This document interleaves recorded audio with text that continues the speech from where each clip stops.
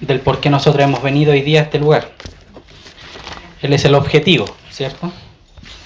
Hay otras cosas que el Señor nos brinda, el cariño de los hermanos, estar juntos, vernos, pero el centro es el Señor. Así que oremos al Señor entonces, hermanos, en comunión, unánimes, para que el Señor nos brinde su maná, su pan, como todos los primeros días de la semana. Amén. Amén. Padre Celestial, nos reunimos, Señor, en torno a tu persona. Hemos venido a verte a ti, Señor.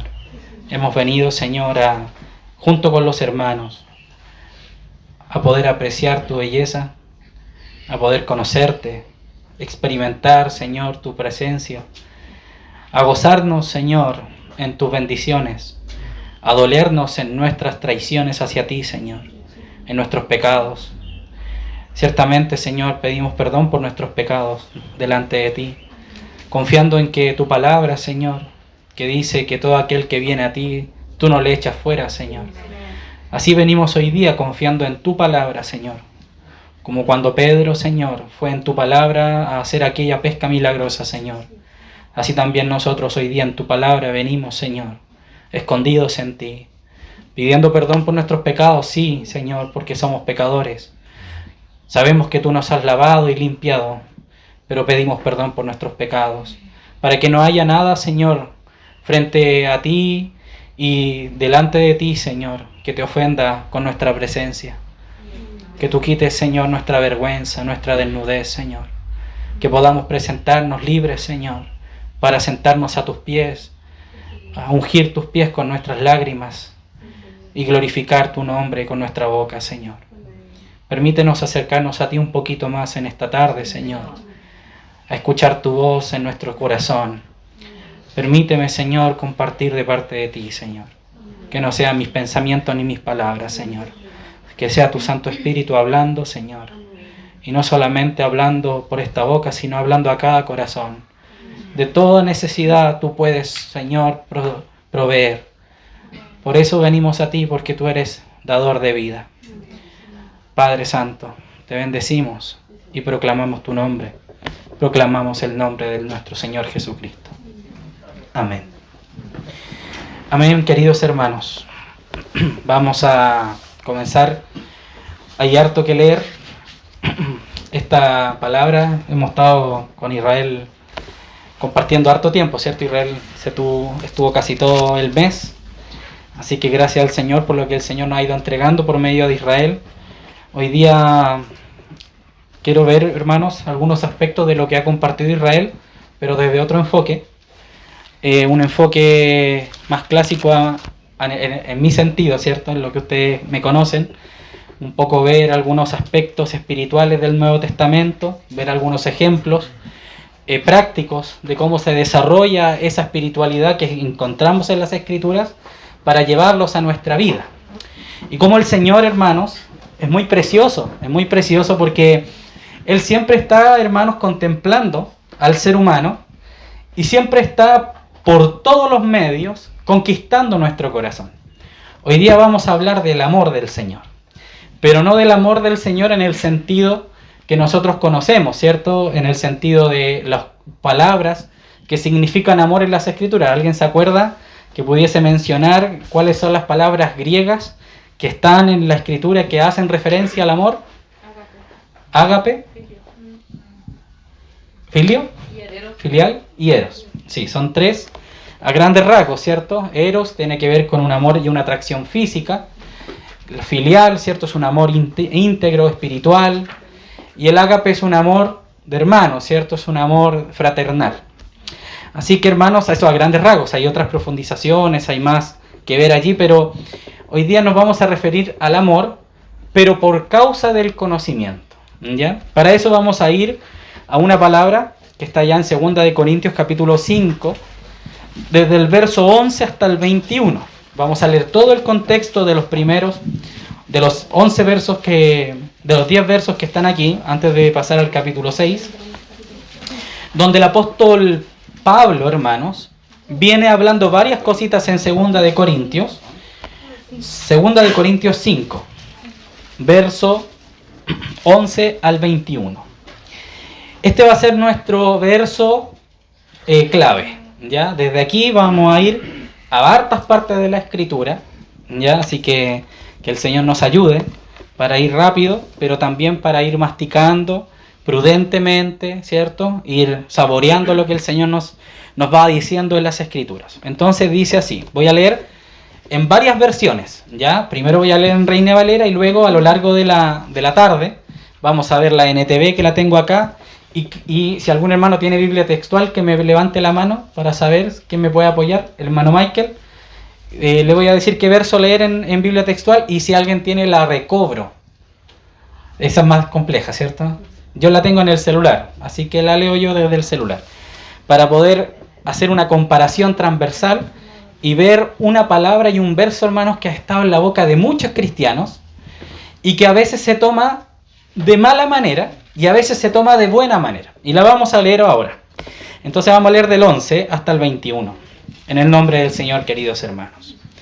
Conociendo pues el temor del Señor, persuadimos a los hombres, pero a Dios les es manifiesto lo que somos.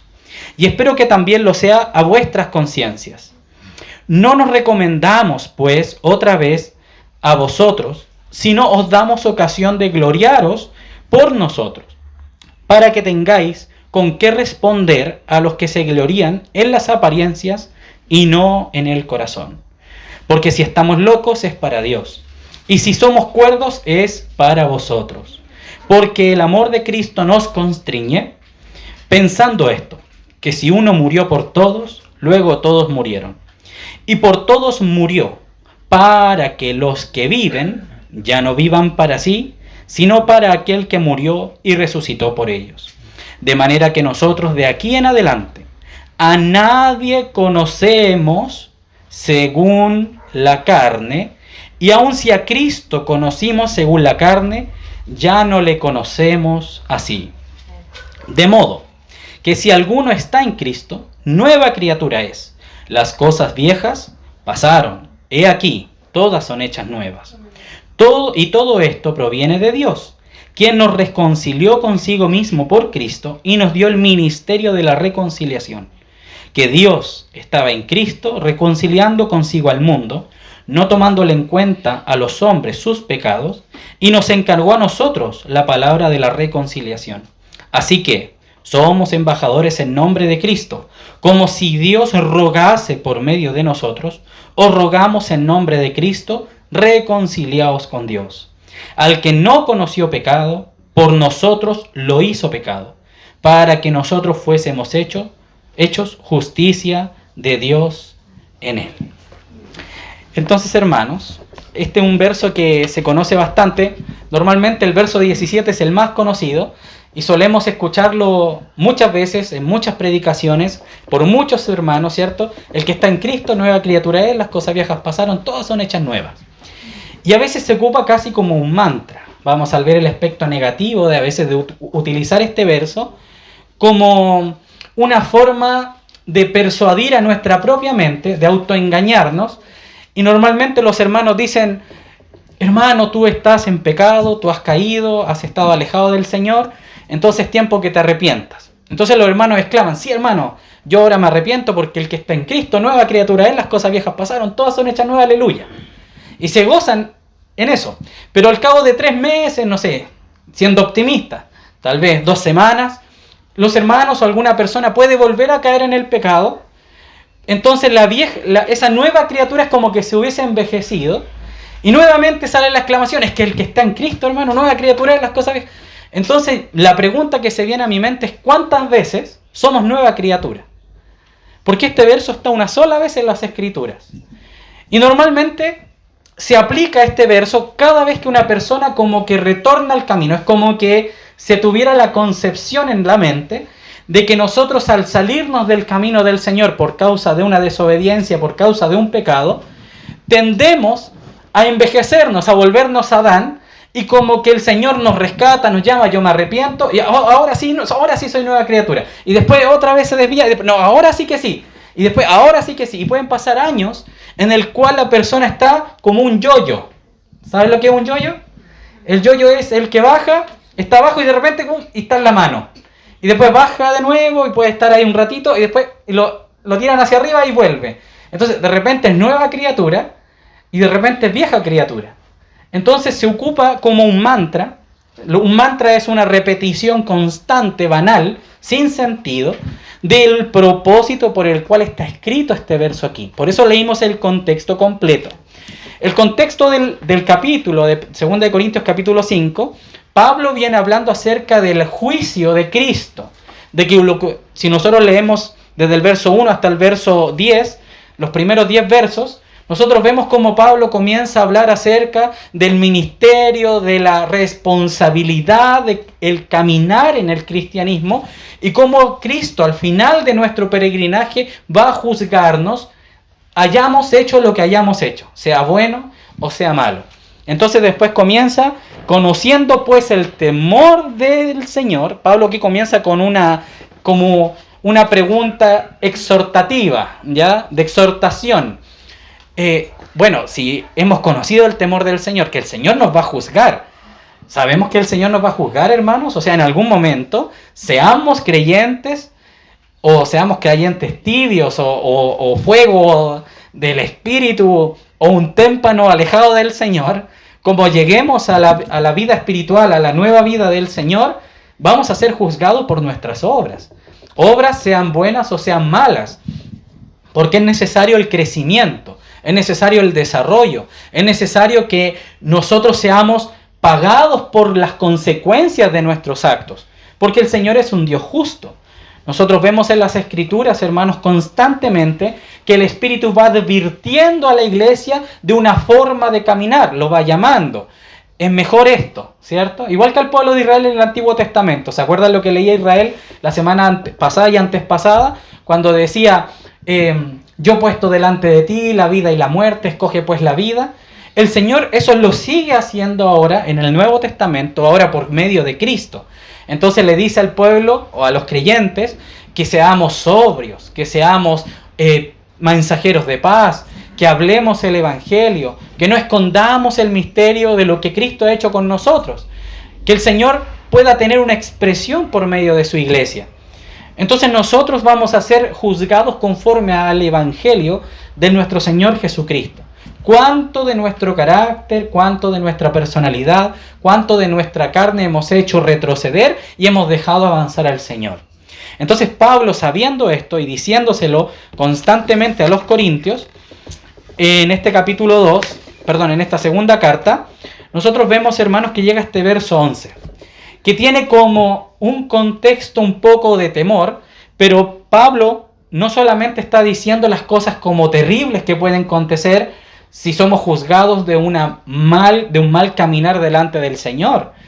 Y esto no es que venga el Señor, nos va a juzgar y nos va a mandar al lago de fuego, sino que tenemos que saber que hay un momento, una instancia en el reino eterno del Señor, en el cual muchos de los creyentes, hijos del Señor, deben ser depurados.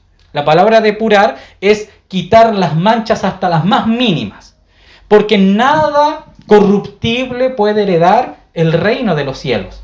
Entonces a veces nosotros nos conformamos con que decimos, es que el Señor me va a transformar, hermano. Sí, ese es en el aspecto de lo que es la carne, de lo que es este cuerpo terrenal humano que se envejece por causa de la maldición del pecado. Sí, el Señor nos va a revestir de una incorruptibilidad.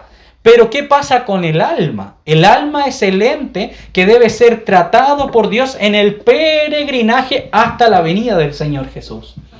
Y muchas veces, y muchos cristianos, no trabajan en esa depuración, en esa observación constante del alma, sino que se entregan a las pasiones, siendo cristianos, sin temor. Y acá por eso Pablo dice, conociendo pues el temor del Señor. Voy a leer este mismo pasaje, desde el 11 hasta el 21, pero en NTV, porque NTV ordena un poquito mejor las ideas y ocupa palabras un poquito más exactas, ¿ya? Así que voy a leer 2 Corintios, lo pueden seguir con sus ojos la lectura y van comparando en su corazón cómo es la diferencia de la traducción que enriquece nuestro entendimiento acerca de lo que Pablo nos está diciendo. Fíjense ahora voy a leer el 11 y voy a seguir hasta el 21. Dado que entendemos nuestra temible responsabilidad ante el Señor, trabajamos con esmero para persuadir a otros. Dios sabe que somos sinceros y espero que ustedes también lo sepan. ¿Estamos de nuevo recomendándonos a ustedes? No, estamos dándole un motivo para que estén orgullosos de nosotros, para que puedan responder a los que se jactan de tener ministerios espectaculares en vez de tener un corazón sincero. Si parecemos estar locos es para darle gloria a Dios, y si estamos en nuestro sano juicio es para beneficio de ustedes. Sea de una forma u de otra, el amor de Cristo nos controla, ya que creemos que Cristo murió por todos. También creemos que todos hemos muerto a nuestra vida antigua. Él murió por todos para que los que reciben la nueva vida de Cristo ya no vivan más para sí mismos, más bien vivirán para Cristo, quien murió y resucitó por ellos. Así que hemos dejado de evaluar a otros desde el punto de vista humano. En un tiempo pensábamos de Cristo solo desde un punto de vista humano. ¿Qué tan diferente lo conocemos ahora? Esto significa que todo lo que pertenece a Cristo se ha convertido en una persona nueva. La vida antigua ha pasado, una nueva vida ha comenzado. Y todo esto es un regalo de Dios, quien nos trajo de vuelta a sí mismo por medio de Cristo. Y Dios nos ha dado la tarea de reconciliar a la gente con Él. Pues Dios estaba en Cristo reconciliando al mundo consigo mismo, no tomando más en cuenta el pecado de la gente, y nos dio a nosotros este maravilloso mensaje de reconciliación. Así que somos embajadores de Cristo. Dios hace su llamado por medio de nosotros. Hablamos en nombre de Cristo cuando les rogamos, vuelvan a Dios. Pues Dios hizo que Cristo, quien nunca pecó, fuera la ofrenda por nuestros pecados. Amén, hermanos. ¿Podrían leer el 17 solo? El 17 solito. Esto significa que todo el que pertenece a Cristo se ha convertido en una persona nueva. La vida antigua ha pasado, una nueva vida ha comenzado. Está hablando del nuevo nacimiento, ¿cierto? No es un mantra de repetición y que nosotros como que mutamos en nuevas criaturas cada vez que pecamos, sino que lo que se espera de la nueva criatura es que eso suceda una sola vez y que desde allí en adelante haya una depuración, haya un conocimiento en base al juicio de nuestro Señor Jesús.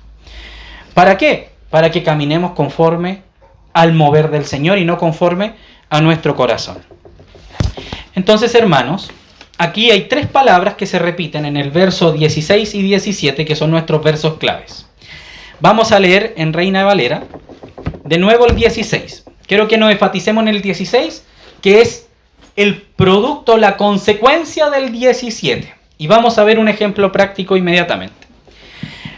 16 en Reina Valera dice: de manera que nosotros de aquí en adelante a nadie conocemos según la carne, y aun si a Cristo conocimos según la carne, ya no le conocemos así. Este verso 16, que está en medio de todo del contexto que hemos estado compartiendo, queridos hermanos, tiene 3 veces la misma palabra. ¿Se fijaron cuál es? Conocer.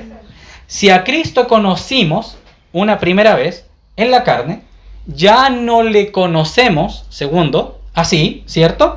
Sino que si a Cristo conocimos según la carne, ya no le conocemos así. Entonces hay 3 veces que se repite este verso. Los que tienen libreta o apuntar pueden escribir 3 palabras en griego. La primera palabra en griego es aoida, es oída, O-I-D-A, ¿ya? Para los que toman notas. Oída, es como de oír, oída. La segunda es ginosco, con G, G-I-N-O-S-K-O, ginosco, ¿ya? Y la tercera palabra es epiginosco, E-P-I, ginosco, ¿ya? Son 3 palabras que tienen como base la raíz nos, ¿ya? Ginosco, epiginosco, y esta palabra que es oída, que está como verbalizada, por así decirlo, conjugada en eidos, ¿ya? ¿Por qué el hermano David está hablando en otro idioma? ¿Por qué es necesario, hermanos? Lamentablemente estamos en Latinoamérica, nos conquistaron los españoles. Qué terrible. Porque nos quitaron muchas cosas de una riqueza en nuestro lenguaje. Nosotros tenemos dos palabras para el conocimiento. Tenemos el saber y el conocer, ¿ya? Que se refieren normalmente a lo mismo, pero el saber es algo superficial. Yo sé acerca de algo, pero el conocer es algo profundo y detallado, ¿cierto? Yo sé acerca de matemáticas, pero yo no conozco las matemáticas como tal. El por qué, el cuándo, el dónde, el cómo. Yo tengo un amigo. ¿Ustedes conocen a Cristian Méndez? ¿Se acuerdan de él? Nos visitó hace unos días atrás. Quedó invitado para las reuniones futuras porque quiere asistir para acá o estar en línea. Así que lo vamos a estar viendo. ¿Ustedes conocen a Cristian? No. ¿Ustedes saben de Cristian? Sí. Saben que existe alguien que es amigo del hermano David y que se llama Cristian Méndez. Pero no lo conocen. Saben de él. ¿Se nota la diferencia? La existencia de un individuo genera el saber de su persona. El conocimiento de un individuo genera la profundidad de su carácter, personalidad y deseos en el otro. Puede parecer así como muy filosófico, el hermano David anda inspirado, no. Sino que es necesario a veces elevar un poquito el lenguaje porque necesitamos tomar así unos aspectos muy detallados, hermanos. Vamos a leer de nuevo el verso 16, pero con las palabras en griego, cuando digamos conocer. Y ahí ustedes le pueden poner un subrayado o algo para ir haciendo la diferencia. Fíjense cómo lo vamos a leer ahora. De manera que nosotros, de aquí en adelante, a nadie idos conocemos según la carne. Y aun si a Cristo ginosco según la carne, ya no le ginosco así. Las dos últimas son ginosco. Y la primera, eidos, que viene de oída, que es el saber. La traducción exacta de la palabra oída o eidos en esa conjugación indica el aspecto exterior con significado de forma, aspecto, tipo y especie. Es lo que nosotros podemos percibir de algo por medio de nuestra visión. Yo, por ejemplo, puedo ver esta casa que es de madera, pero si esta casa estuviera revestida, no sabríamos que es de madera. Así como hay actitudes en una persona que manifiestan su corazón y que nosotros con nuestros ojos podemos percibir, pero no sabemos el por qué esa persona es así. Por ejemplo, yo les puedo decir, hermano, ¿sabe qué? A mí me carga la pizza. Es mentira, pero digámoslo así. Y como la pizza es algo como que le gusta a todo, bien en general, ¿cierto? Pocas personas que conozco que no le puede gustar, no sé, el queso, y ya pueden entrar ahí en discusión de pizza. Pero tal vez lo que ustedes no saben es que lo que a mí me ocasionó que no me guste comerla es porque, no sé, me salió un gusano en la pizza hace mucho tiempo atrás y me traumé, ¿ya? O me salió un bicho o se me cayó al piso, no sé, o me retaron, algo pasó que me generó un trauma y ese trauma manifiesta en mi vida el deseo de no querer comer alguna cosa. Nosotros podemos saber que al hermano no le gusta algo, pero no conocemos el por qué. Entonces Pablo lo que está diciendo es que si nosotros conocimos a alguien en la carne, si nosotros sabemos de las personas en la carne, ya no las deberíamos conocer así. ¿Por qué? Porque nosotros comenzamos en Cristo una nueva visión, una nueva vida, que va a dar un trasfondo de por qué las personas son como son. Y podemos vernos engañados, hermanos, por las personas según sus atributos y según sus personalidades. Muchas veces nosotros podemos decir, el hermano David es súper mañoso. El hermano David siempre anda enojado. Y pueden tener esa percepción en la carne acerca de mí. Pero cuando viene el segundo trasfondo, que es más profundo, la gnosis, el conocimiento, pero el buen conocimiento, normalmente en la escritura, paréntesis, normalmente en las escrituras vemos la gnosis como algo a lo cual los apóstoles atacaban. ¿Qué atacaban los apóstoles? los apóstoles atacaban el gnosticismo, que viene de la palabra gnosis, que es conocimiento. El gnosticismo es la creencia de que el conocimiento me genera a mí como una visión extraordinaria de quién es Dios, y que mi espiritualidad se basa solamente en cuanto yo sé acerca de Dios, pero no en cuanto he sido transformado por el Señor, ¿ya? A grandes rasgos, ¿ya? Después podríamos ver bien el gnosticismo y ver cómo se ataca y todo el tema, pero lo vamos a dejar hasta ahí para no entrar en esa puerta. Entonces la gnosis, el conocimiento en general, el sustantivo, el conocer, ¿ya? El conocimiento como tal, me va a llevar a mí a entender los por qué, me va a llevar a mí a entender los cómo. Entonces Pablo no quiere que la iglesia sea una entidad que vela solamente por lo que conocen por medio de los aspectos carnales por los cuales nosotros podemos conocer algo. Yo puedo conocer a las personas por mi visión. Yo puedo conocer a las personas conversando con ellas. Yo puedo conocer a las personas por lo que oigo acerca de ellas. Yo puedo conocer a las personas por lo que huelo de ellas. Por ejemplo, una persona que fuma, no es necesario que emita ningún sonido, ni tal vez verla, sino que podemos oler y saber que esa persona tiene un problema con el cigarro o tiene un problema con el alcohol, ¿cierto? O con otras drogas. Y incluso podemos conocer por el gusto, los aspectos carnales, los aspectos humanos. Entonces Pablo nos está llevando a conocer no solamente por el espacio carnal, y tampoco por el espacio de la gnosis, porque hay una epignosis, que es el pleno conocimiento, ¿ya? Entonces, así como nosotros podemos en el amor, cuando hablamos del amor, tenemos 3 palabras para el amor. En la escritura, para la palabra conocimiento, también tenemos 3 palabras en griego. Y esto es lo precioso, hermano, que se corresponden con las del amor. Podríamos decir que el saber, la parte superficial, se corresponde con la palabra eros del amor. La palabra gnosis se corresponde con la palabra ágape. Y la palabra filial, que es el amor íntegro, el amor espiritual, el amor del Señor, se corresponde con la palabra epignosis. Luego vamos a ver algunos ejemplos. Ahora vamos a un ejemplo práctico de la primera parte del verso 16 para desencadenar en el por qué hay que ser una nueva criatura para poder llegar a la epignosis, ¿ya? Vamos a Juan, capítulo 1. Voy a leer en Reina Valera esta parte.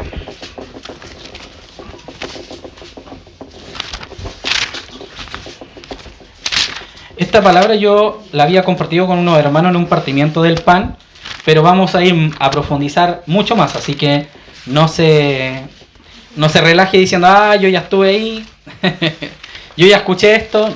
Vamos a ir mucho más abajo.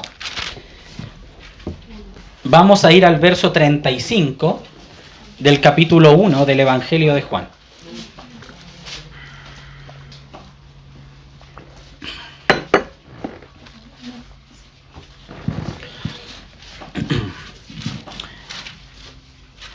Vamos a leer desde el 29, perdón, hermanos. Del 29 al 42. Al siguiente día, vio Juan a Jesús que venía a él y dijo: He aquí el Cordero de Dios. Hermanos, ojo con esta frase. No es cualquier frase. 29, capítulo 1, 29.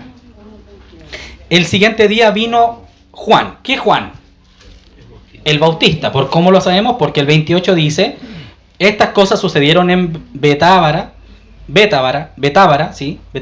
al otro lado del Jordán, donde Juan estaba bautizando. Al siguiente día vio Juan. ¿Qué Juan? El Bautista. A Jesús que venía a él y dijo: He aquí el Cordero de Dios que quita el pecado del mundo.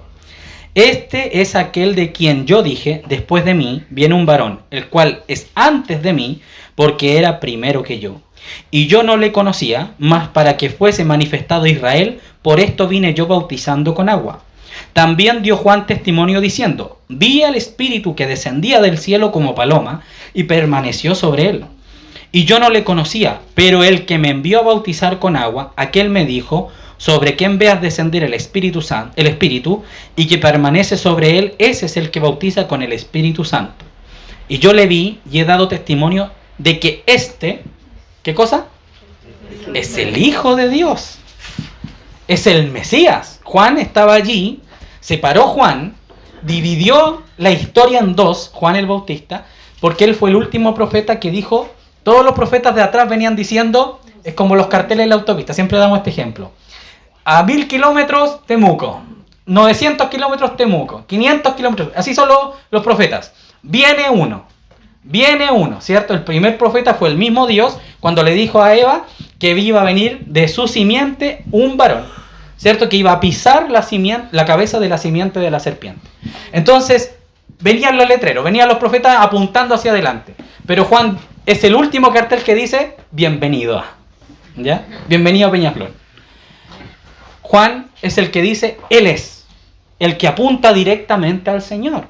Es importante el rol de Juan y por eso también le costó poner su cabeza, ¿cierto? Para que el Cristo fuera la cabeza de todos los profetas y no Juan. Interesante ahí lo que pasa en su vida diaria y su vida práctica con la manifestación espiritual de lo que él representa. Entonces, el siguiente, 35. El siguiente día otra vez estaba Juan y ahora estaba con 2 de sus discípulos. Y mirando a Jesús que andaba por allí, dijo, he aquí el Cordero de Dios. Le oyeron hablar los 2 discípulos y siguieron a Jesús. Y volviéndose Jesús y viendo que le seguían, les dijo, ¿qué buscáis? Ellos le dijeron, Rabí, que traducido es maestro, ¿dónde moras? Les dijo, venid y ved. Fueron y vieron dónde moraba, y se quedaron con él aquel día, porque era como la hora 10. Andrés, hermano de Simón Pedro, era uno de los 2 que habían oído a Juan y habían seguido a Jesús. ¿Quién era el otro? No, Pedro. No, era Juan. Juan, el evangelista, dice que habían 2 discípulos. Y dice, y uno de los 2 era Andrés, porque el otro era él. Por eso él escuchó que él era el Cordero de Dios. ¿Se fijan? Entonces les dijo, 41. Este halló primero a su hermano Simón y le dijo, hemos hallado al Mesías, que traducido es el Cristo. Fíjense en esto, hermanos. Esta parte podrían ahí marcarla, el 41 y el 42, porque es muy preciosa. Que traducido es el Cristo. Miren, a Pedro, Andrés su hermano le dice, encontramos al Cristo, encontramos al Mesías. Ellos, que son judíos, sabían lo que eso significaba. Históricamente, y no solamente histórico, sino también trascendentalmente, espiritualmente, a lo largo de la historia del pueblo de Israel, sabían que iba a venir un hombre que los iba a libertar. Y que ese hombre era importante, porque no solamente era un hombre que iba así, un gobernante, sino que era Dios con los hombres. ¿Ya?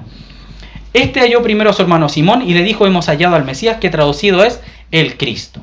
Y le trajo a Jesús. O sea, Andrés fue el primer evangelista. Porque fue el primero en llevar a su hermano a Cristo. Mira, hermano Andrés, qué bendición. Y le trajo a Jesús y mirándole Jesús dijo esta frase. Tú eres Simón, hijo de Jonás, tú serás llamado Cefas. Vamos a Mateo. Ahora vamos a retroceder al libro de Mateo en Reina y Valera, capítulo 16.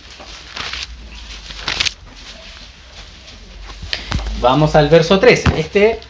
Este pasaje de memoria, ¿ya? Este es el pasaje, uno de los pasajes más trascendentales de la Escritura, porque es la revelación, ¿ya? De los discípulos.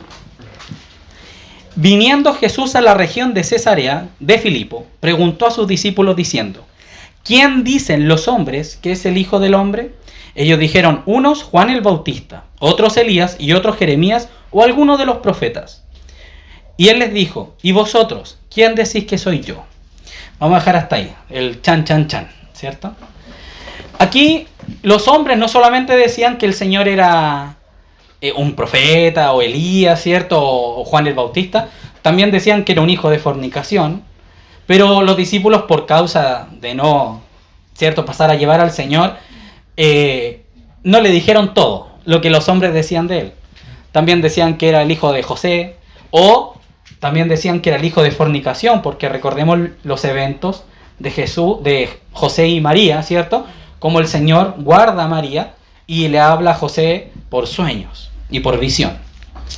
Entonces le respondió Jesús, 16. Respondió Simón Pedro y dijo, tú eres el Cristo, el Hijo del Dios viviente.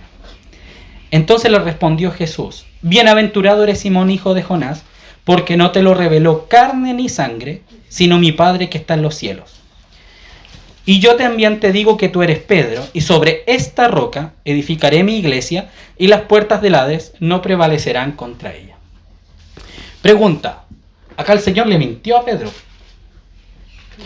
Hermano David dijo una blasfemia. Sopórtenme 5 segundos, hermanos.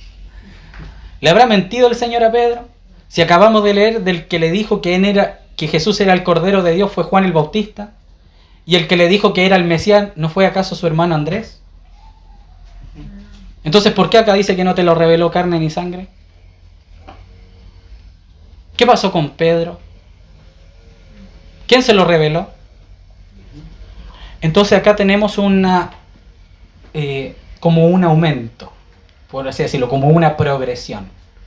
Al principio, en Juan capítulo 1, nosotros vemos que ciertamente Pedro llegó a Jesús sabiendo, con un conocimiento oída o eidos, un conocimiento visual, un conocimiento de otra persona.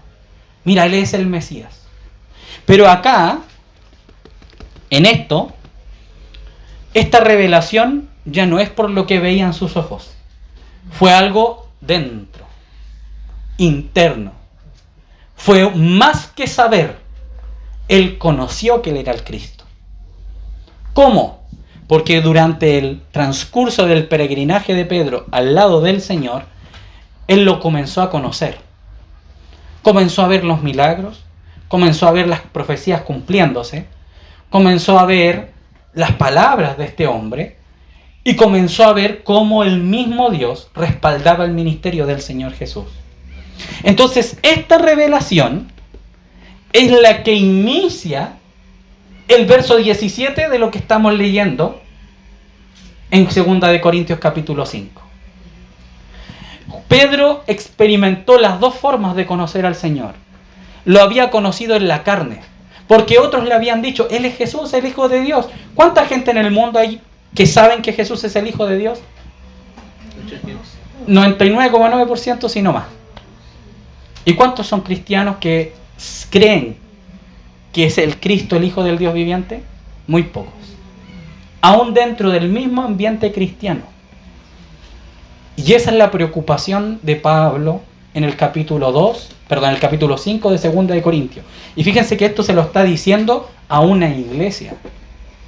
No se lo está predicando al mundo, ni estaba en un concilio con los judíos, ni en una sinagoga predicando. Estaba escribiéndole a una iglesia, la segunda, que en realidad es la tercera carta de los Corintios. O sea, la tercera vez que le escribe y Pablo está tocando estos temas. Y fíjense cómo, ahora vámonos de nuevo a 2 de Corintios para examinar ahora el verso 17. Lo que estaba buscando nuestro Señor Jesucristo en Pedro no era que él supiera que él era el Mesías, sino que la revelación del Padre alcanzara a Pedro para que esa revelación, que esa es la roca de la edificación de la iglesia, o el nacimiento de la iglesia, o por medio del cual la iglesia es bautizada, porque recordemos que la iglesia es bautizada por el agua y por el Espíritu. ¿Qué quiere decir por el agua y por el Espíritu? Por el agua, porque ciertamente nosotros vamos a creer en el Señor, o vamos a ser sumergidos en las palabras de Cristo. Es lo que Él ha dicho desde antes que Él se humanizara, que Él se tabernaculizara, que Él se hiciera hombre, sino desde Génesis hasta la última palabra del Señor. Nosotros debemos sumergirnos, es un bautismo, ser llenos de la plenitud de su palabra, para que esa palabra geste, nazca en nosotros una nueva criatura. Nacemos de nuevo por la fe, pero no por la fe del saber, sino por la revelación que Dios enciende en el corazón de la persona cuando ésta ha pasado un tiempo escuchando las palabras de Cristo. Nace por las palabras del Señor. Como cuando el Señor le atravesaron la lanza, ¿qué salió de su herida?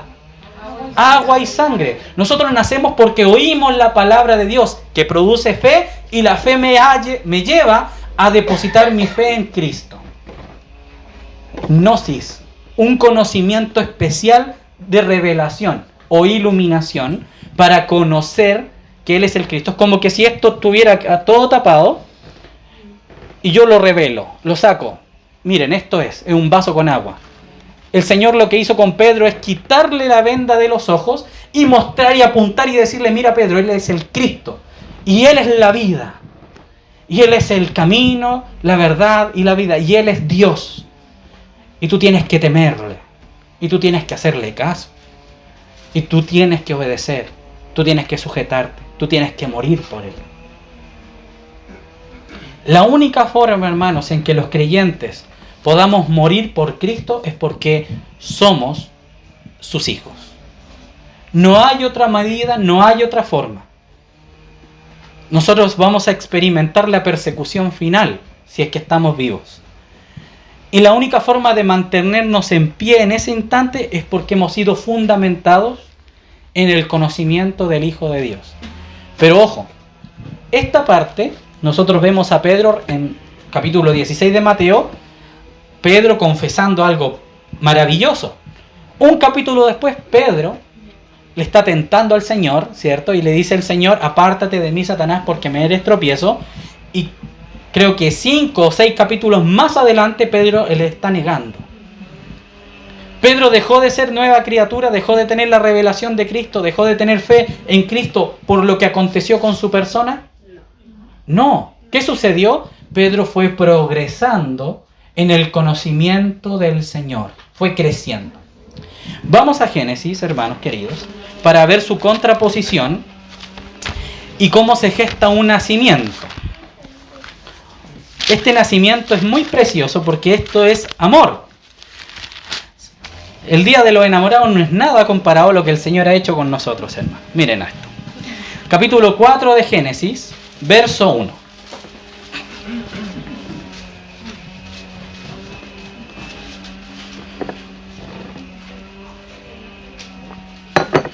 ¿Llegamos? Amén. Conoció Adán a su mujer Eva, la cual concibió y dio a luz a Caín, y dijo: por voluntad de Yahvé he adquirido varón. La primera palabra es la palabra yadá en hebreo, que es conocer. Pero acá, este conocimiento de Adán está relacionado a la intimidad de amor y a la intimidad sexual. O sea, está pasando por la palabra eros en griego, pasa por la palabra ágape y llega hasta la palabra filial. ¿Ya? ¿Se entendió? O sea, Adán estuvo en una relación íntima con su esposa, que la dejó embarazada, y eso gestó una criatura nueva, que es Caín. Ya. ¿Lo tenemos? El amor, ¿cierto? El amor, precioso amor, ¿cierto? El amor real de Adán, de Eva. Esto es hueso de mis huesos, carne de mi carne. Adán ahí romántico, poeta, ¿cierto? Tuvo ahí sus traspiés y dijo: esto. Entonces, acá Adán conoce por primera vez a Eva. ¿Cómo la conoce? Íntimamente, ¿cierto? Fueron hechos una sola carne en esa experiencia de amor.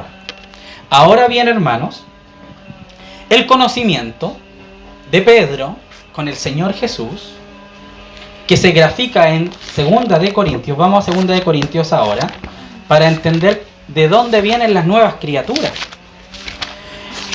Caín, ignoremos su caminar, ignoremos su responsabilidad personal como ser humano. Tomemos solamente que Eva concibió cuando Adán conoció a Eva. Adán conoce a Eva y concibe Eva una nueva criatura. Dejémoslo hasta ahí. Que a Caín se haya mandado los partes, como se dice, ya es culpa de Caín, ya es otra persona. Pero centrémonos en el conocimiento de Adán. Adán conoció a Adán a Eva y Eva concibe. Amén. Segunda de Corintios, capítulo 5. Para entender bien este verso. De manera que nosotros de aquí en adelante a nadie conocemos según la carne, y aun si a Cristo conocimos según la carne, ya no le conocemos así. De modo que si alguno está en Cristo, nueva criatura es. Conoció a Adán a Eva y concibió a Caín, una nueva criatura. De modo que si alguno está en Cristo, podríamos cambiar aquí. Conoció Cristo a la iglesia y la iglesia fue una nueva criatura. ¿Se entiende la correlación? Cristo, por medio del conocimiento de la iglesia y a la vez la iglesia por medio del conocimiento de Cristo, genera una nueva vida en ella. Esto es más que decir, ¿puede usted confesar que Jesucristo es el Señor? Sí, Jesucristo es el Señor. Nueva criatura. No. La revelación de Dios tiene que ser tan profunda, así como Pedro, tiene que ser desde adentro, desde el Espíritu ahora. Nacemos por el agua, el Señor nos bautiza por el agua y por el Espíritu. Cuando el Señor fue clavado a la lanza, nació de él agua y sangre. Ahora la parte de la sangre. El conocimiento que Dios ha vertido a los hombres, cuando llega desde el conocimiento del saber, el superficial, pasa a la gnosis, va a manifestar una fe. Y esa fe es la que me hace nacer de nuevo. Por eso es tan precioso esto, porque el conocimiento se correlaciona con el amor uno a uno. Porque así como conoció a Adán a su mujer, cuando nosotros conocemos a Cristo nacemos en un nuevo ser. Un nuevo ser que ahora ya no es nacido de la carne, que ya no es nacido del pecado, que ya no es nacido por voluntad humana, sino que ahora es por voluntad del Espíritu de Dios, que permite que los hombres nazcan para su Hijo Jesucristo por una correlación íntima en el Espíritu. Y eso es que usted sea un cristiano. Porque Dios ha enviado a su Hijo, la verdad, para alumbrar los ojos de los que estaban en tinieblas y que ellos puedan ver, ser alumbrados por Dios para nacer de nuevo. Y uno podría decir, hermano, esto es como cuarto medio, es como difícil, es como... Yo sé que es complejo como de poder alumbrar nuestro corazón. Yo le ruego al Señor que pueda el Señor alumbrarnos, porque es algo muy precioso, hermanos. Porque Cristo se relaciona con nosotros por medio de la comunión. Pero la comunión se basa en el conocimiento íntimo de Cristo y de la iglesia. Cuando la iglesia, hermanos, logra percibir al Señor como Él es, en pureza, en santidad, en la hermosura de la santidad, cuando se habla de ese espacio cerrado, ¿cierto? La hermosura de la santidad era lo que ocurría en el lugar íntimo del tabernáculo de reunión. El tabernáculo de reunión eran 3 áreas. El conocimiento son 3 estados y el amor son 3 estados. El lugar, el atrio, ¿cierto? Donde se veía los aspectos generales del sacrificio de Cristo. 1, ¿cierto? Donde se traía el cordero limpio, donde se pasaba al sacerdote. En el lugar santo era el holocausto, el sacrificio, la sangre, ¿cierto? Donde nace la iglesia, pero queda una fase más, que es la intimidad dentro del lugar santísimo, donde es ofrecida la sangre derramada que cubre el tabernáculo, ¿cierto? De aquellos corderos. Y el único que podía acceder allí era el sumo sacerdote. ¿Por qué nos fuimos a Éxodo ahora? Hermanos, porque todo se correlaciona, todo, esto es un todo. Porque el Señor todo lo dejó alineado, es como las matemáticas, es como la música, es perfecto. Entonces el amor más intenso del Señor no fue en el momento del sacrificio, por así decirlo, sino que el momento más intenso es cuando nosotros nos unimos a Cristo como uno solo, en el nuevo nacimiento. El sacrificio es para rescatarnos, para hacernos pasar por el velo. Por eso se rasga el velo en el sacrificio. Pero en el interior, allí está el amor perfecto. Allí está el pleno conocimiento, donde ya no hay cortinas. Donde ya está todo allí. La hermosura de la santidad de Dios es el lugar íntimo, donde Dios está hablándole directamente al sacerdote desde el medio de los querubines. Recordemos que el Señor le dice a Moisés que de entre los dos querubines me declararé a ti. Entonces, hermanos, nosotros los cristianos estamos cometiendo un terrible pecado, que Pablo lo está graficando acá, que conocemos al Señor en la carne. Y a veces nosotros, hermanos, en vez de evolucionar, progresar, aumentar nuestro conocimiento de Dios hacia un pleno conocimiento, nos quedamos y nos conformamos con conocer a Cristo en la carne. Tal vez hemos nacido de nuevo, pero no tenemos la vista puesta en las cosas de arriba. No seguimos transitando en un conocimiento para llegar al pleno conocimiento, al epignosis, sino que nos quedamos en la gnosis. Sí, yo sé que al Señor no le gusta que yo peque. Sí, yo sé que al Señor no le gusta que yo, no instruya a mis hijos. Yo sé que al Señor le gusta que me reúna. Eso es una gnosis, un saber que al Señor le gusta algo o no le gusta. Pero la epignosis es saber los trasfondos, es saber el conocimiento interno, es saber lo que el Señor siente y el por qué Él le pide a su pueblo que haga o no haga cosas. Es como los niños. Los niños, nosotros en Chile tenemos un problema que lo han dicho los políticos y también algunas agencias, y dicen que los jóvenes actualmente y los niños están sufriendo mucho. ¿Por qué? Porque los papás no están presentes, o los papitos corazón, que se les dice así, ¿cierto?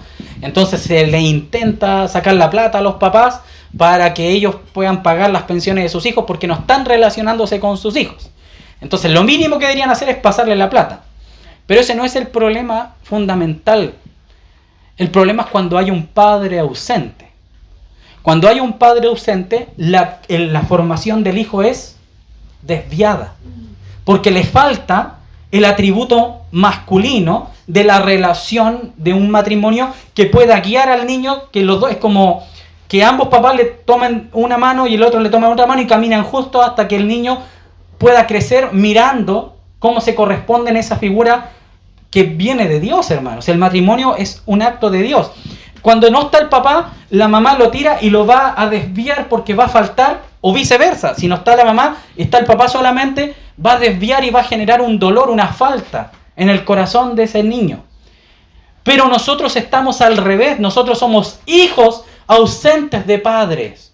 Porque el Padre siempre está, pero nosotros somos los que soltamos la mano del Señor y dejamos y caminamos solamente de la mano de la vida que nos fue dada, pero no de la mano del por qué Dios nos ha dado vida.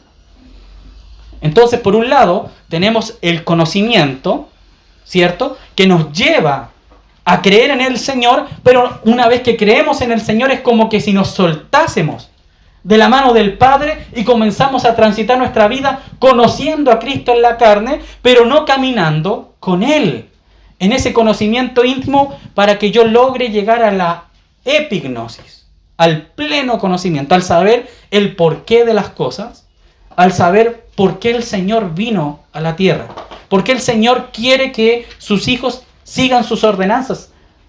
Fíjense en un versículo, hermanos. Tengo aquí unas notas.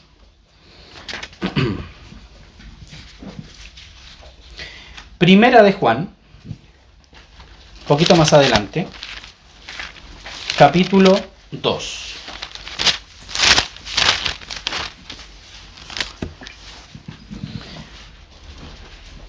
verso 3 y verso 4.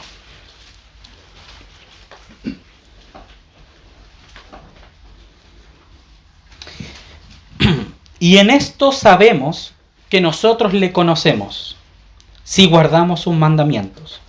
El que dice, yo le conozco, y no guarda sus mandamientos, el tal es mentiroso, y la verdad no está en él.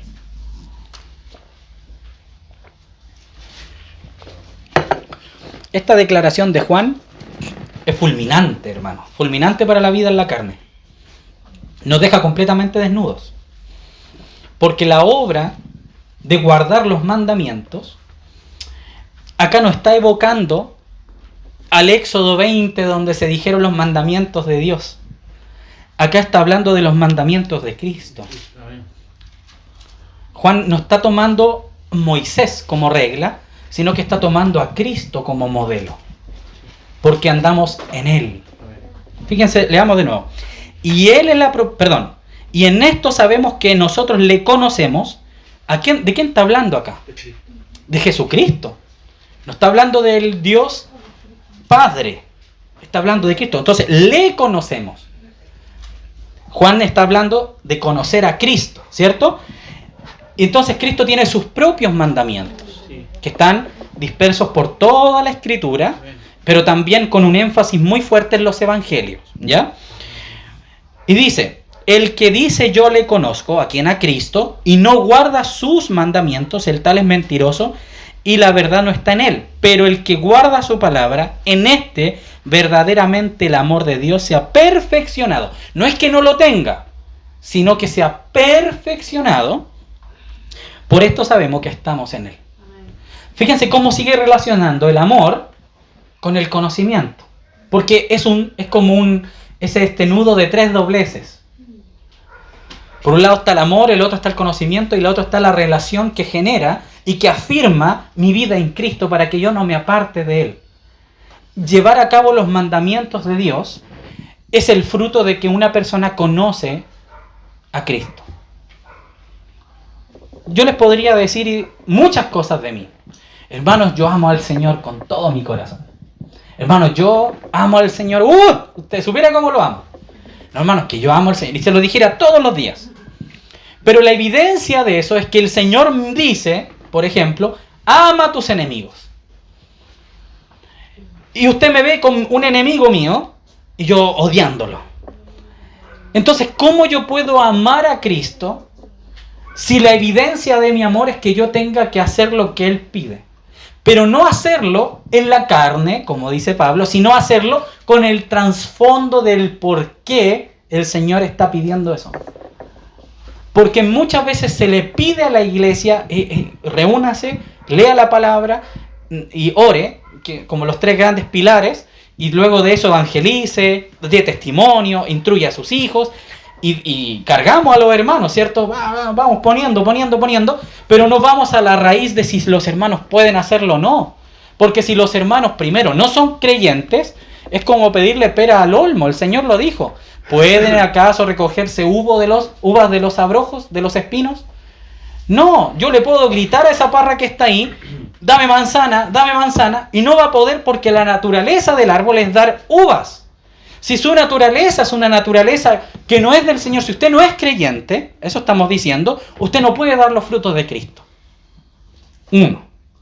Ahora, usted es creyente y yo le pido los frutos de Cristo, pero si usted no está arraigado, no está cimentado en el conocimiento de Cristo del por qué naturalmente van a salir de usted frutos de Dios, y usted comienza a ver que solamente sale pecado de sí mismo, es porque no ha perfeccionado el amor, no ha conocido plenamente al Señor. Vamos a otro pasaje, segunda de Pedro. Mire, Pedro, que hemos estado hablando harto de él, escribió acerca de esta revelación que él tuvo. Vamos a ir a segunda de Pedro, capítulo 1, verso 4 al 8. Esto lo estuvimos viendo hace poquito y lo seguimos repitiendo los días jueves, todavía, porque todavía está en el tintero. Vamos a leer desde el 5. Capítulo 1 de segunda de Pedro, verso 5. Vosotros también, poniendo toda diligencia por esto mismo, añadid a vuestra fe virtud a la virtud, conocimiento. O sea, en este desarrollo de amor del Señor, que es como un matrimonio, comienza por un gusto físico con la persona, se quieren, se gustan, después comienzan a conocerse y se enamoran, pero después cuando se casan, ese amor madura a un amor que ya no depende ni de lo físico, ni del querer, sino que es darse. Las personas cuando están en una etapa evolucionada del amor, más allá del matrimonio, ya no aman solamente porque la otra persona le ofrece algo a cambio, sino que el amor perfecto es el de 1 Corintios capítulo 13 que dice, el amor no busca lo suyo propio. Es algo que se da sin esperar nada a cambio. Pero cuando uno estaba pololeando, o de novio, llamémoslo así mejor, cuando la hermana estaba como, no, que no tengo ganas de ir, entonces no vengáis, ¿cierto?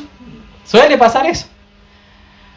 Pero es que, ¿por qué no me traía algo? Pucha, es que me vaya a hacer pasar a comprar, etcétera, un regalito. Entonces, ¿para qué vaya a venir?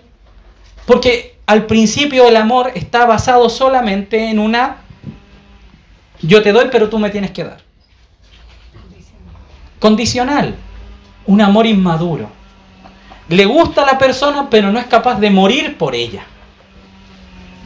Puede hacer ciertos actos de esfuerzo, pero mientras no conozca a la persona en profundidad, mientras no se enamore de verdad de la persona, mientras no la ame, eso no se va a poder llevar a cabo.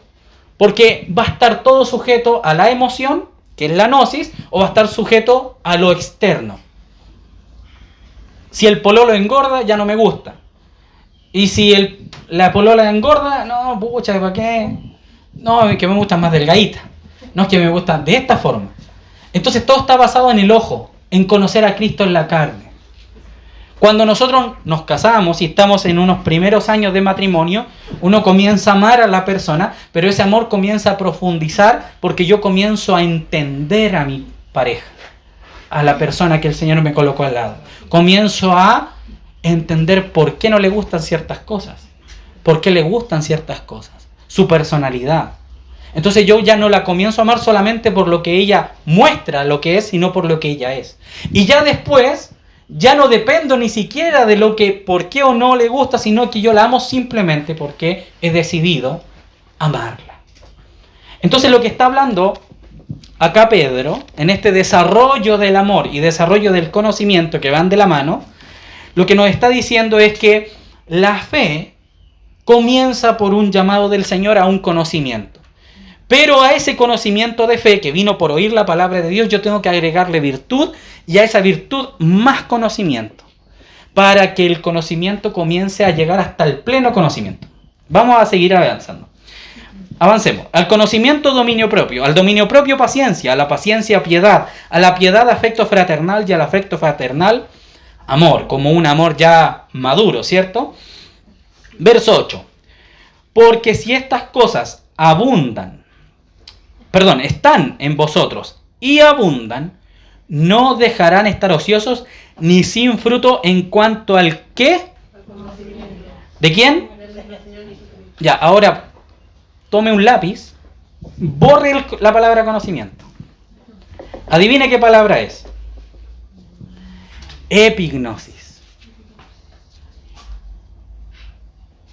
Miren, hermanos, porque si estas cosas están en vosotros y abundan, no os dejarán estar ociosos ni sin fruto en cuanto al pleno conocimiento de nuestro Señor Jesús o nuestro Señor Jesucristo. Lo que está buscando Pedro no es que nosotros añadamos conocimientos de Dios, sino que vamos añadiendo conocimiento en nuestro corazón para que alcancemos el pleno conocimiento. ¿Qué es el pleno conocimiento? La epignosis.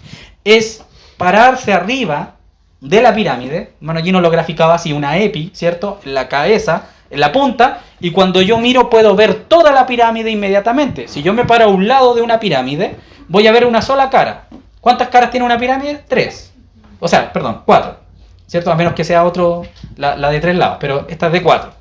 Si yo me paro en un lado, puedo ver una sola cara. Si me paro a la derecha, otra cara. Pero cuando estoy arriba, en la en la cima, miro hacia abajo y veo las 4 caras completas. ¿Cierto? Sí. Entonces, lo que está diciendo Pedro es que nosotros vamos subiendo esta escalera hasta llegar a poder ver las 4 caras o todos los enfoques y llegar a un conocimiento pleno de decir, esto es Dios, por así decirlo. La plenitud. Él es la plenitud. Pero hermanos, muchas veces nosotros nos hemos quedado tan atrás que ni siquiera que Pablo nos tiene que decir, no tienen que conocer al Señor en la carne. Imagínense lo atrás. Y ahí cada uno se juzga. Yo no estoy diciendo nombre ni apuntando. Cada uno sabe en qué etapa está. Si uno está en el saber, no, yo sé que Dios existe y 2 o 3 cosas de lo que le gusta, 2 o 3 cosas de lo que no le gusta, pero no tengo idea del por qué vino, ni por qué, ni cuándo, ni por qué vino Satanás, ni por qué se permitió Adán y Eva, ni por qué Señor no se involucró, por ejemplo, en cortarle la cabeza a la serpiente ahí mismo. No me interesa. No, yo creo que el Señor viene. Amén. Es parte, pero no es todo. Y el Señor nos está llamando al todo, hermanos. Siempre ha llamado a la iglesia al todo. Para que cuando venga el pleno conocimiento, yo pueda dar a luz hijos. Y esto es lo que estaban haciendo los apóstoles. Ahora el verso ese 17, incluso estamos ahí, ¿cierto? Como que todavía no entramos al verso 17. Pero terminemos Pedro, el verso 8. Pero si estas cosas están en vosotros y abundan, no os dejarán estar ociosos ni sin fruto en cuanto al pleno conocimiento. Agréguelo ahí, hermano, porque ahí faltó. En Reina Valera no está. No sé si voy a buscar en el recobro acá en el celular para leérselo. Porque ahí lo dice textualmente. Deme un segundito. Y aquí no tengo la del recobro, la tengo en el computador. La había leído ahí. Señor, a ver. Primera de capítulo 1, 8. Dice así. No, en NTV tampoco lo dice. En el recobro lo traduce perfectamente, pero es epignosis. Cuanto más crezca de esta manera, más productivos y útiles serán en el pleno conocimiento de nuestro Señor Jesucristo. Bueno, después si quieren les saco una foto ahí en el computador y se las mando al WhatsApp para que puedan ver esa traducción que está muy bien y que es de las pocas, ¿ya? Vamos a Romanos. Esto no ha terminado, hermanos, porque seguimos profundizando, porque hay que ver también los problemas de no conocer al Señor, porque a veces nosotros decimos, hermano, Romanos capítulo 1 es tan duro, le está hablando a los homosexuales, le está hablando a las lesbianas, le está hablando a los políticos, le está hablando, pero nunca nos habla a nosotros. Y hermanos, la carta la escribió a la iglesia. Yo siempre, hermanos, el énfasis cuando uno lee la escritura tiene que apuntarse hacia uno. Siempre hacia uno, porque si no nos vamos a encontrar en la riqueza y no vamos a poder crecer. A veces leemos y decimos, no, estos son los pastores de allá. No, que los falsos profetas son ellos. No, yo no soy falso profeta.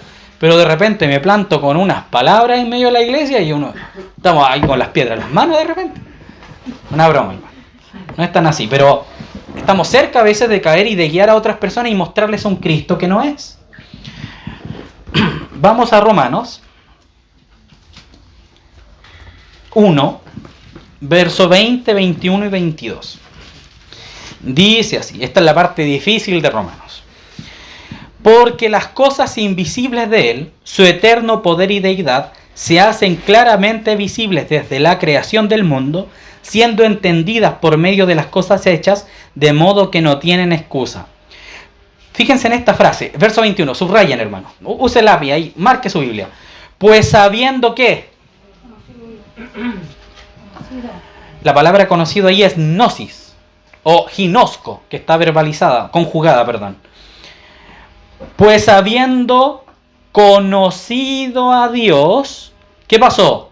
No le glorificaron como a Dios, ni le dieron gracias, sino que se envanecieron en sus razonamientos. O sea, ellos en vez de ir al conocimiento de Dios, dijeron, no, está bien, yo conozco a Dios, perfecto, pero lo mío, mi pensar, mi razonar, mi saber es mejor. Es mayor que el de Dios. Ejemplo, Dios dice en su palabra, no os unáis en yugo desigual. Hermano, pero es que lo que pasa es que yo tengo un pololo en la universidad y él es bueno. Él es bueno, hermano. Él es un niño de casa, se porta bien, no fuma, no se droga, no toma. Lo único que le falta es ser cristiano. Le falta todo. Entonces la palabra Dios dice, no os unáis en yugo desigual. ¿Cuál es el conocimiento de la palabra? Que no hay que hacerlo. Simple, listo, no. Es que hermano, es que él es súper lindo porque me dio una Coca-Cola. Hermano, es que ella es súper tierna conmigo y ninguna de las hermanas de la iglesia me toma en cuenta, entonces como que ella es la única. Es que la palabra dice esto. Entonces, eso es envanecerse en sus propios razonamientos, hermanos. Cuando yo tomo el consejo de Dios y le digo, no me gusta, no. Prefiero, yo voy a ser la cristiana. Yo lo voy a hacer cristiano. Es como que fuera el poder de él. Él tiene la capacidad de abrir su corazón y pagar los pecados de esa persona. Eso es envanecerse en sus propios razonamientos. Otro ejemplo, doloroso, como al hermano de ahí le gusta, ¿cierto? Esos que cuelan los huesos. Instruye al niño en su camino, paréntesis, con vara, con reprensión y con todo lo que tiene que ver con la formación de un hijo. Y viene el filósofo, el psicólogo del matinal. No, es que no le tiene que exigir nada al hijo porque lo puede traumar. Entonces vienen las mamás y le dicen al Señor en su cara, ¿sabe, Señor, usted que formó las galaxias, las constelaciones, los niños, las células, los bichos más insignificantes, hasta el sol más potente de toda la galaxia? Pero usted está equivocado con mi hijo, porque a mi hijo no hay que darle con vara cuando quebranta las leyes de la casa, sino que hay que hablarle y aparte hay que premiarlo. Y yo estoy preparando una segunda parte de esto para ver ese puro ejemplo y de las cosas que suceden, que están escritas, hermano, en el libro de Jueces particularmente, cómo ese pensamiento destruyó una casa. Hermanos, ese es el conocimiento de Dios, ese es el razonamiento, es la sabiduría de Dios. Entonces nosotros vamos como que escogemos, es como que fuera un buffet. Saco el pedacito de carne, no, las papas no me gustan, no, esto tampoco, no, a ver, esto me gusta, la adoración, las bendiciones celestiales en Cristo. Gloria al Señor. Ya, del conocimiento de, ¿qué me gusta? No, los mandamientos, no, son legalismo, legalismo. No, pero la segunda venida del Señor, aquí me gozo. La alabanza.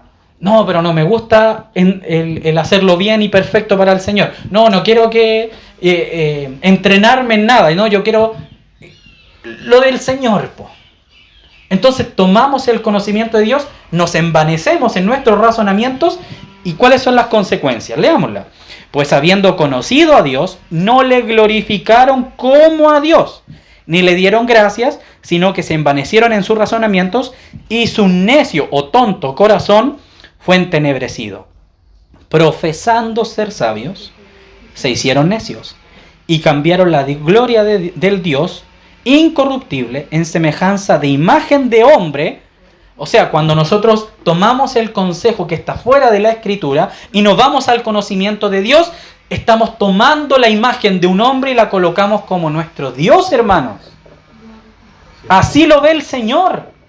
Como él, exacto, porque es que mi amiga crió a su hijo libre, como animalito, hagan lo que quieran, no los corrige. No, es que así, miren los hijos ahora cómo están, son súper inteligentes, todos apartados del Señor, hacen lo que quieren, sin educación, sin formación, no se sujetan a los padres, son respondones, alzan la voz, dejan a la mamá en vergüenza. Hermanos, tomaron la forma de un psicólogo, de un matinal, de un presidente, de lo que sea, y lo colocaron tapando el incorruptible Dios, al eterno y soberano Señor. Y cambiaron la gloria de Dios incorruptible en semejanza de hombre, de de imagen de hombre corruptible, y algunos se fueron más abajo, de aves, de cuadrúpedos y de reptiles. Algunos se creen gatos, niñas se creen gatos. Claro. ¿Quiénes El son? transhumanismo ahora está aquí, ya instalado. Por lo cual también Dios los entregó a la inmundicia en la concupiscencia de sus corazones, de modo que deshonraron entre sí sus propios cuerpos. O sea, lo que estaba en la razón pasó a la actividad del ejercicio. Que eso es una de las cosas que a veces se nos olvida, hermano. Cuando tú no estás en comunión con la palabra, leyendo y absorbiendo conocimiento de Dios, se va a manifestar, se ve, hermano. Los hermanos percibimos cuando un hermano está en la carne, se nota. Se nota en sus actitudes, se nota en sus palabras, se nota en sus gustos. Los gustos cambian porque empieza a desaparecer la esencia de Dios, porque estamos colocando otro Dios, porque he desaprovechado el conocimiento y comienzo a pecar. Y el humo de ese pábido que no está conectado con el aceite empieza a intoxicar. Entonces se ve cuando un hermano es reprendido y se nota cómo sale el orgullo y la soberbia. No, porque ¿por qué me están corrigiendo? Y el enojo y su rostro demacrado y como duro. Y se nota, hermanos. Y a veces no nos damos cuenta, porque estamos lejos, estamos conociendo al Señor por la carne. Sigamos leyendo porque tenemos que llegar al 28. Por esto Dios los entregó a pasiones vergonzosas, verso 26, pues aún sus mujeres cambiaron el uso natural por el que es en contra de la naturaleza, y de igual modo también los hombres, dejando el uso natural de la mujer, se encendieron en lascivia unos con otros, cometiendo hechos vergonzosos, hombres con hombres, y recibiendo en sí mismos la retribución debida a su extravío. 28, y este es fulminante este verso, hermano, siempre apuntándonos a nosotros, amén. No pensemos ni en lo homosexual, no, todo ello, otra condición, acá, la iglesia, yo y el Señor. ¿Qué me está diciendo el Señor? Y como ellos no aprobaron tener en cuenta a Dios, subraye la palabra en cuenta, solamente la palabra en cuenta, y coloque epignosis. ¿Sabe lo que está diciendo el verso 28, hermanos? Y como ellos no aprobaron llegar al pleno conocimiento de Dios, Dios los entregó una mente reprobada para hacer cosas que no convienen. ¿Sabe por qué pecamos, hermanos? Porque no tenemos en cuenta el pleno conocimiento del Señor. Esos son los hechos vergonzosos. Aquí, claro, normalmente cuando se predica este verso, se toma como que fuera una bomba atómica. No sé, hermanos, que el adulterio. Pero ¿acaso no es vergonzoso que los hijos de Dios no lean la palabra? ¿No es vergonzoso que los hijos de Dios no oremos al Señor? ¿No es vergonzoso que los que se llaman cristianos sean más ignorantes que los ateos en cuanto a Dios?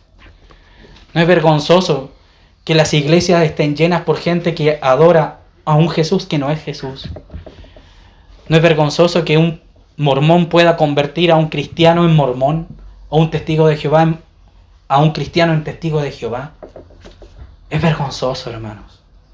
Es vergonzoso delante del Señor, porque teniendo, si este es el problema, teniendo conocimiento de Dios, así partió el verso 21, pues habiendo conocido a Dios.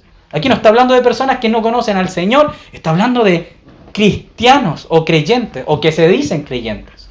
Y comenzaron a bajar, y acá está el problema. El verso 28 es como la radiografía.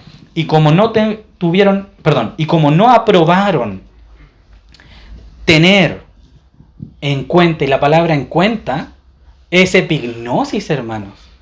O sea, ellos no aprobaron concebir el hecho de conocer a su Dios, de entenderlo, de hacerse uno con el Señor.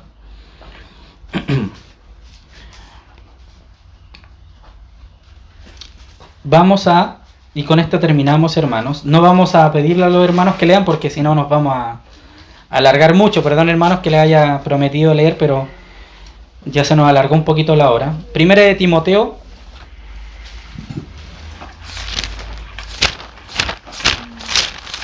Sigamos, hermanos. Forcémonos. No se desaliente. Animémonos. Primera de Timoteo, capítulo 2, verso 4. Vamos a leer el 3 porque está el contexto para no dejar cortado la perícopa. Porque esto es bueno y agradable delante de Dios nuestro Salvador, el cual quiere que todos los hombres sean salvos y vengan. Adivinen cuál es la palabrita para conocimiento ahí. A la epignosis. De la verdad. ¿Dónde, hermana? De la verdad. Al pleno conocimiento de la verdad. Epignosis de la verdad. Es importante ver como las palabras por debajo, porque dan como ese énfasis, ¿cierto? Como esa diferencia entre las cosas sutiles, las cosas livianas y las cosas profundas, las que pesan, los detalles. Vamos a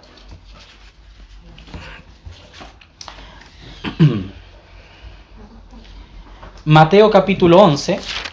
Estamos terminando, hermanitos. No se duerma.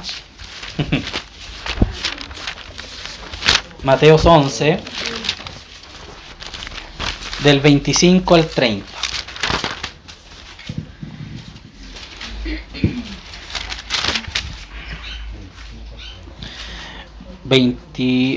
Mateo 11, estoy en el 24. 11.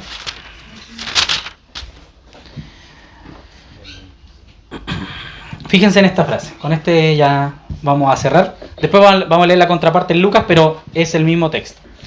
En aquel tiempo, respondiendo Jesús, dijo: Te alabo, Padre, Señor del cielo y de la tierra, porque escondiste estas cosas de los sabios y de los entendidos y las revelaste a los niños. Sí, Padre, porque así te agradó. Todas las cosas me fueron entregadas por mi Padre, y nadie, subraye y escriba, epignosis, y nadie conoce al Hijo sino el Padre, ni al Padre, epignosis, al Hijo.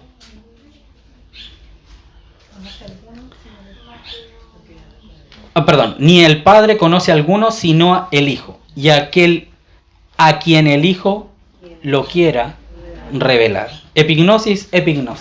O sea, nadie conoce al Hijo, nadie tiene el pleno conocimiento del Hijo si no es por medio del Padre, y nadie tiene la epignosis o el pleno conocimiento del Padre, si el Hijo no lo revela. O sea, ¿qué está diciendo acá el Señor? Vamos a Lucas para entenderlo un poquito más de detalle, y con esto ya, último verso, hermano. Lucas 10, verso 17.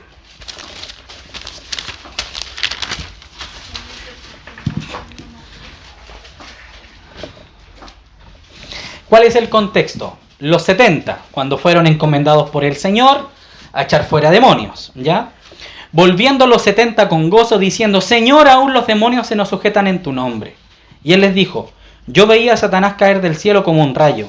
He aquí os doy potestad de hollar serpientes y escorpiones, y sobre toda fuerza del enemigo nada os dañará. Pero no regocijéis de los espíritus se os sujetan, sino regocijaos de que vuestros nombres estén escritos en los cielos. En aquella misma hora Jesús se regocijó en el espíritu y dijo: Yo te alabo, oh Padre, Señor del cielo y de la tierra, porque escondiste estas cosas de los sabios y de los entendidos, y las has revelado a los niños. Sí, Padre, porque así te agradó. Todas las cosas me fueron entregadas por mi Padre, y nadie, epignosis, nadie conoce quién es el Hijo sino el Padre, ni quién es el Padre sino el Hijo, y aquel a quien el Hijo lo quiera revelar.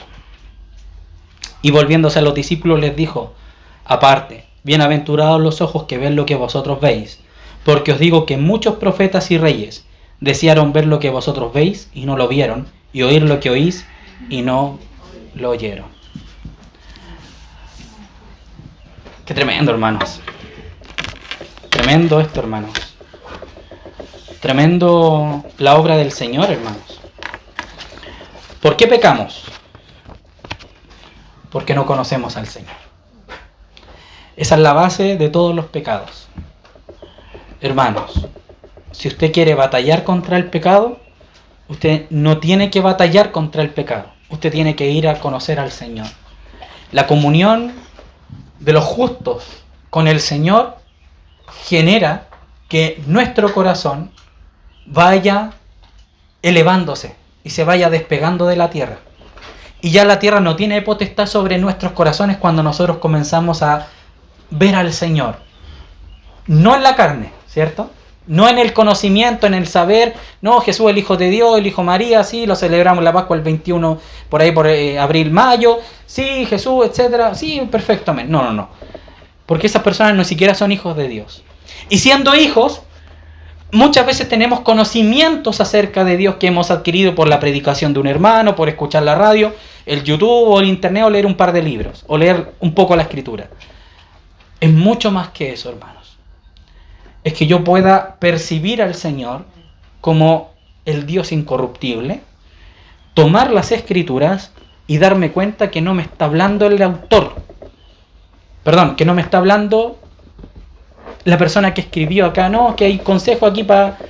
A ver si yo los tomo. Hermanos, es el Dios hablándole al hombre y mostrándole un solo camino. Y si usted no lo toma, va a ser juzgado por eso en el tribunal de Cristo.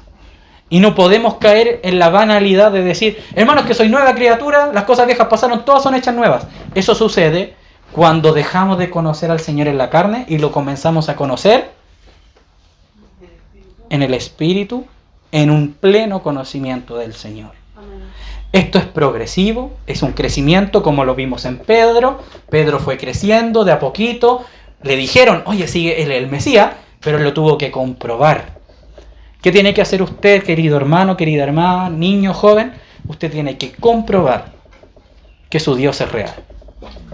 Los niños, sobre todo, los que están aquí, hijos de creyentes, niños, ustedes tienen que comprobar que el Dios de sus papás es Dios, es el Creador, al cual hay que tenerle temor, pero también amar sin medida. Y nosotros, hermanos, los adultos, debemos creer, conocer al Señor y enseñarle a ese Dios a nuestros hijos y a todo aquel que quiera saber acerca de Él. Amén, hermanos. Oremos al Señor.